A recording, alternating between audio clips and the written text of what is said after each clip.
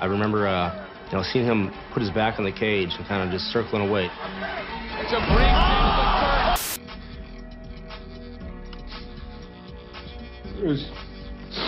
It was fine. It was good.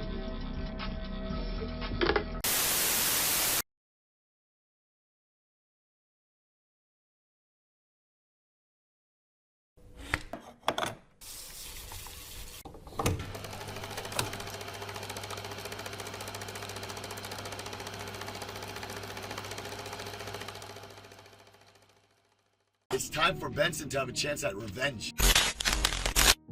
From 2009 to 2010, Benson Henderson was on top of the WEC world. He was undefeated in the organization, had a 10-fight win streak, and had just become the new world champion. He looked unbeatable until one man from Milwaukee brought him back to earth. I expect Henderson to be good everywhere and be ready for anything, man. That guy's a great wrestler. He's a good submission specialist, and he gets a mean guillotine. On December 16, 2010, Benson Henderson lost his WEC belt and became the victim of one of the biggest moments in MMA history. And Stephen, I cannot think of a better way to bring No one expected it. I had no idea. He was coming at me. I was like, oh, he's just running. He's going to jump and do something. So I put my hands down. I backed away a little bit. I was like, I didn't know he was going to jump off the cage and go an extra 3 feet and kick me in my head. If I would have known that, maybe I would have had my hands up.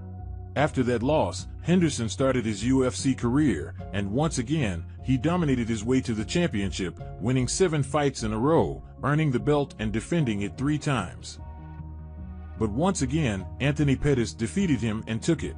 How tough was it to be on this card and see Ben Henderson fighting for the title above you, and that's the fight that you really wanted from the get-go? It would be tough if he didn't deserve it, but he deserves it, man. So it's motivation. Henderson did his thing, and he killed last year, so he deserved the title shot, and it's motivation for me.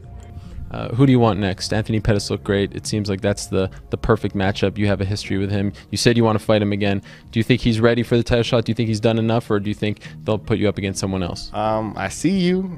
Last time you fought, Pettis took the decision and the title from you. What did you learn from that fight to make sure it doesn't happen again? Since then, I learned to be a little bit more focused, a little more goal-driven, a little bit more, I guess, intense, so to speak. Going into this fight, it's a totally different fight. It's 3 years later. It's in the UFC. There's so much more at stake. On that night, Anthony Pettis finished Henderson in the first round.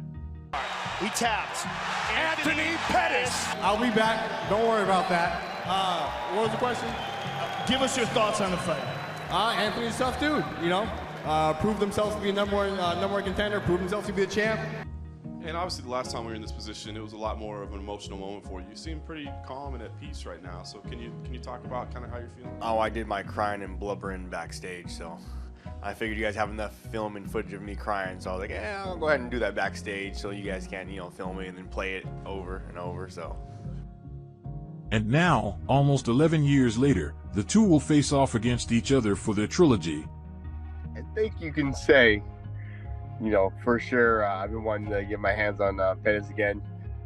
Karate Combat is for the actual fans of, combat sports who love the stand-up aspect of mixed martial arts.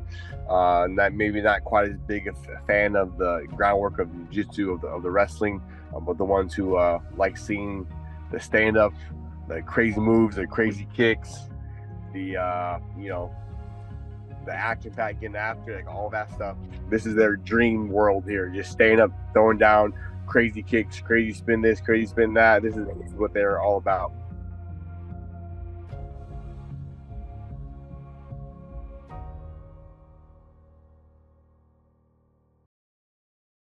To get $20 off of your first SeatGeek purchase, use promo code FightersDiscovery and enjoy your next concert, live sports event, or theater event.